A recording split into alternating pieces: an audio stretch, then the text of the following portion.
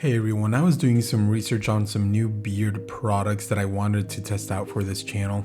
And as I was shopping around online and at my local stores, I realized that there are tons and tons and tons of brands that make products for beards, beard balms, beard oils, just a bunch of various things for your beard. I also found out that there's a huge number of options for shaving accessories and shaving soaps. So as I was doing this research, it led me down a rabbit hole to try and figure out when this happened. When I was in college, around 2005, 2006, back then there were not these many options for beard products like we have today. I think that the popularity in beards didn't really explode until after that. Maybe around 2010, 2015 is when at least I started noticing more popularity in beards and beard products. So, thinking about that, it led me down another rabbit hole where I wanted to see, how beards gained and lost popularity throughout different cycles of history. And I found out a bunch of really cool and interesting data that I want to share with you guys on this video. So that's what this video is going to be about, is beards, beard maintenance, and also shaving accessories and how those things changed and evolved throughout time. Now guys, if you're new to my channel, I just want to let you know that here on Men's Essentials, I make videos about men's grooming products like Dr. Squatch and Duke Cannon, watches, sunglasses, just anything else that I think is an essential item men should have. If you are interested in that type of content, please like and subscribe. It's really going to help support my channel.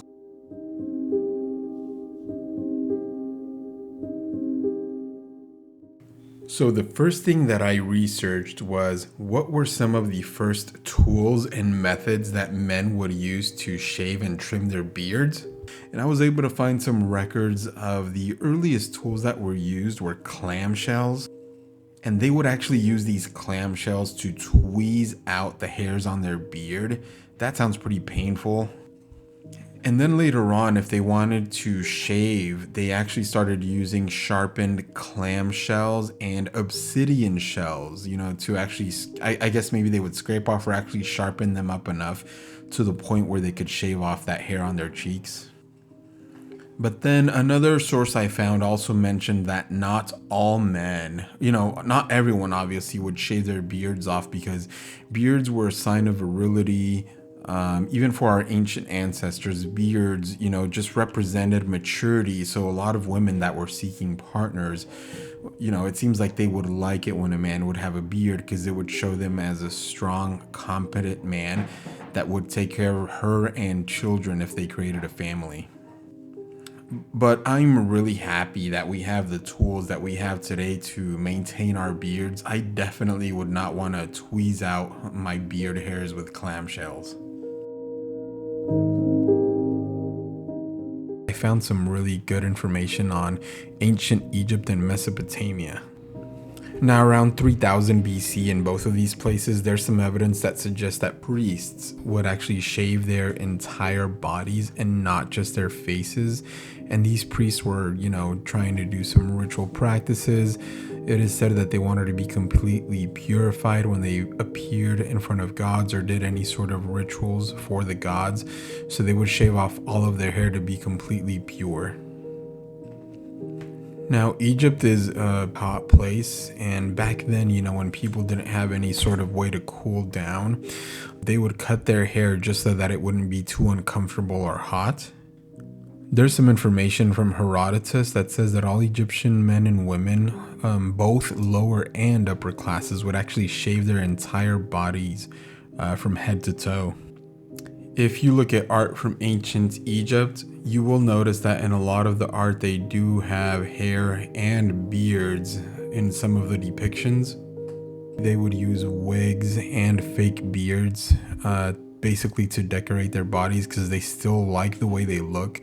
It just wasn't very practical to have real hair on your body just because it was really hot. There was also a lot of lice that could get into your hair, so that was another reason why they would shave. And I found out that they would use some depilatory creams, and they would repeatedly rub their faces, heads, arms, and legs with a pumice stone to remove all of the hair. But some archaeologists have actually also found gold and copper shaving razors in Egyptian tombs. Now, in Mesopotamia, there is some evidence to show that men would actually spend a lot of time curling and maintaining their beards, and they would try to get them as long as possible. So another source I found says that your beard could represent power and status. So the thicker and longer that your beard is, the more power and status you had in that society. If you look at art from ancient Mesopotamia, you can actually see that they have really elaborate and really good looking beards on their art. So I think those are pretty cool. I think they're some of the best ancient beards, if you ask me. Now in Mesopotamia, they would also really maintain their beards really well. I found out that they would dye their beards a reddish brown color. They would put gold flecks into their beard and just try to make them look as, nice and curly as possible. I found out that they would also use sesame seed oil to nourish the beard and the skin around the beard. So I think this is one of the first places where an actual oil was used to maintain your beard.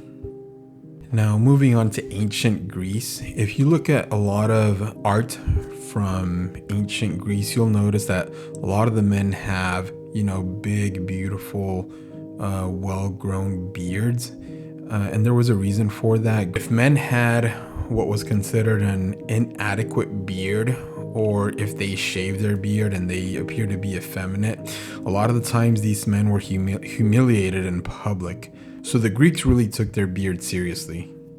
Alexander the Great was one of the Greek world's greatest leaders. When his father died in 336 BC, Alexander had to take over the throne and the empire. And during this time, artists in the Greek world would depict gods without beards. There was a lot of art, of all the gods that the Greeks had.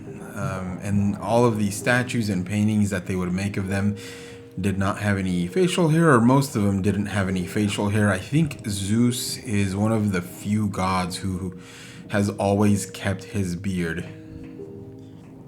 And Alexander thought of himself as a demigod. He wanted to be just like the gods. So he was really influenced by the art of this time. So he would, shave his face.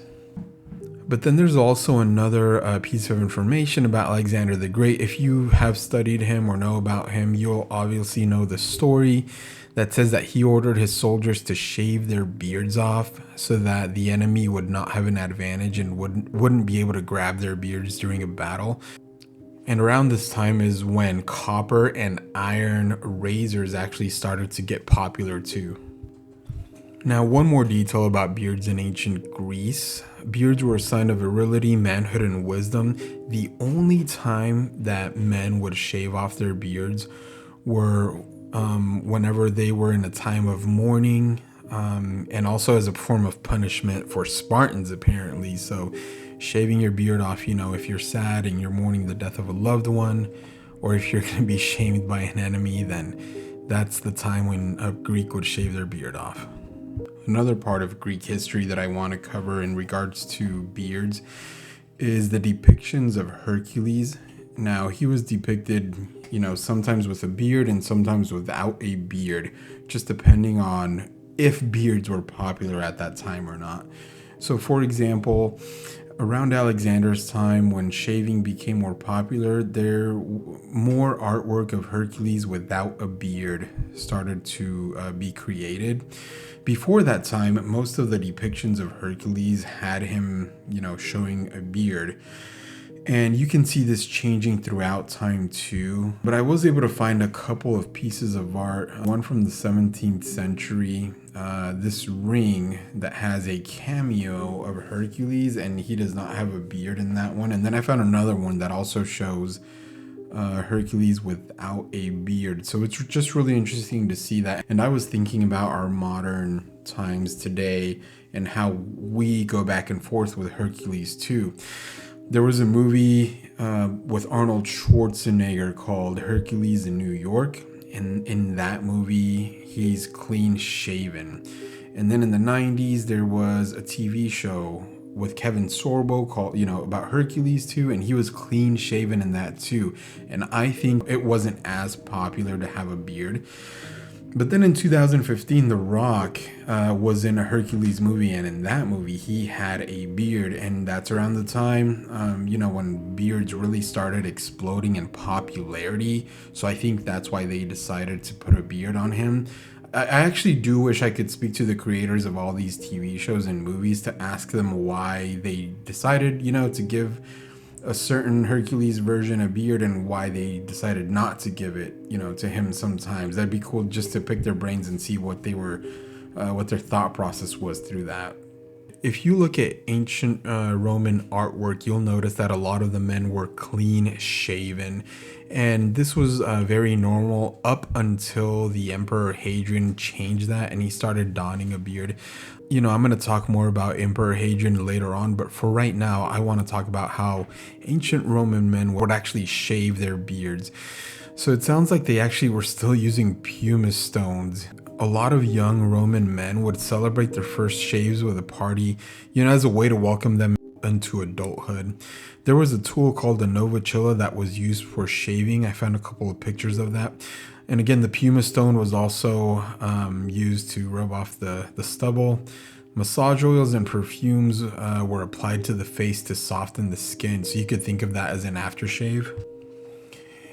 And Roman barbershops were actually already in existence. They were called tonsors. I think that's how you say it. They served as a meeting place where men would go to talk about the news in Rome and the gossip, while they had their shaves. Now, the rich people in Roman society, they had their own personal or household barbers. Now, one last detail about shaving in Rome. If you got nicks or cuts from a dull razor, the barbers would treat those nicks and cuts with a plaster ointment made from spider webs soaked in oil and vinegar. I don't think I would want that as an aftershave.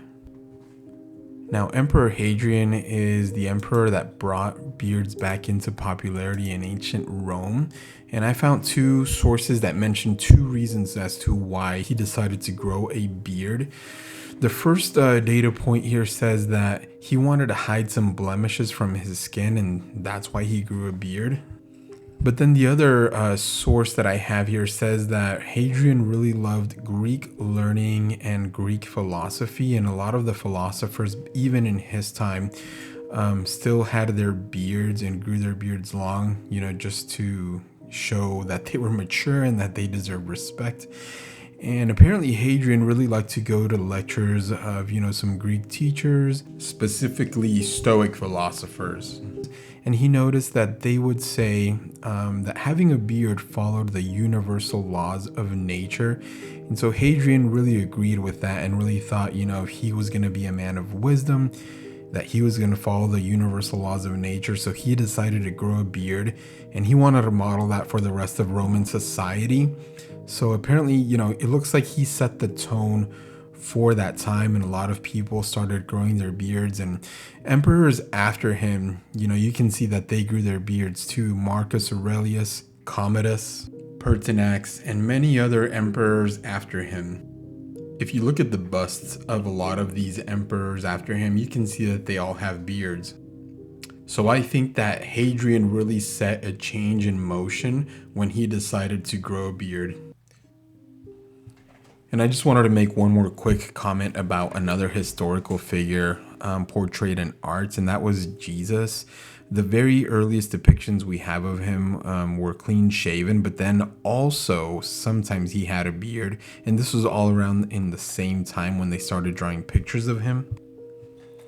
But basically around that time, there was also a lot of Greek artists that started to become Christians, and they wanted to depict Jesus in that godly way, kind of like the artists during Alexander's time would depict, gods as youthful, clean-shaven, the naked gods.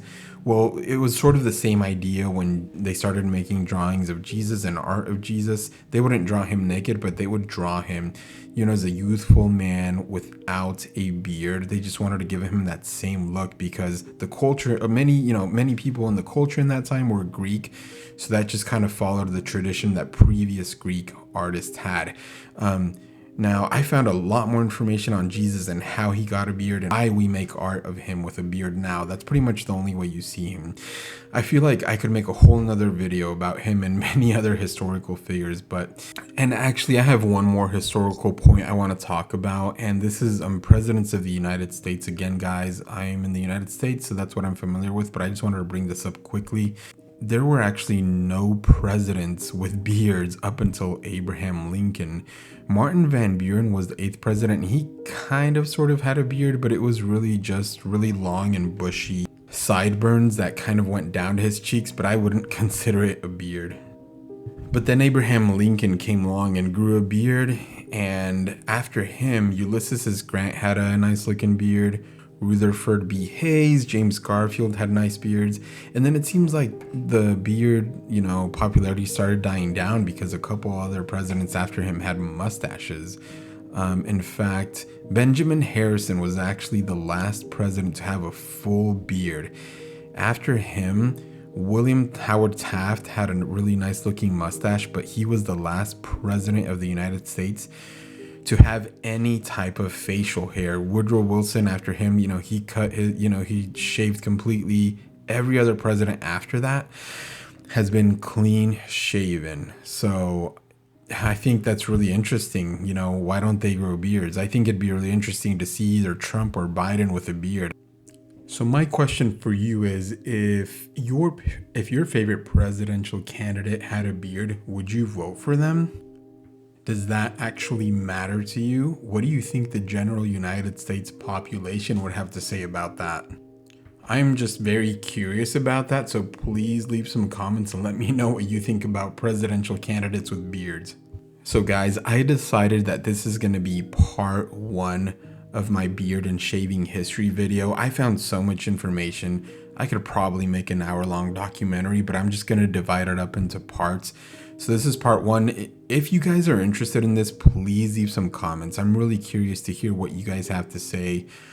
Just let me know what you think. Give me some input. If you have some other really interesting historical facts about beards or shaving, drop them in the comments. You guys always leave really good comments and I appreciate it. Thanks for watching this video. Please like and subscribe. It will really help out my channel. Thanks again. I'll talk to you next time. Have a great day.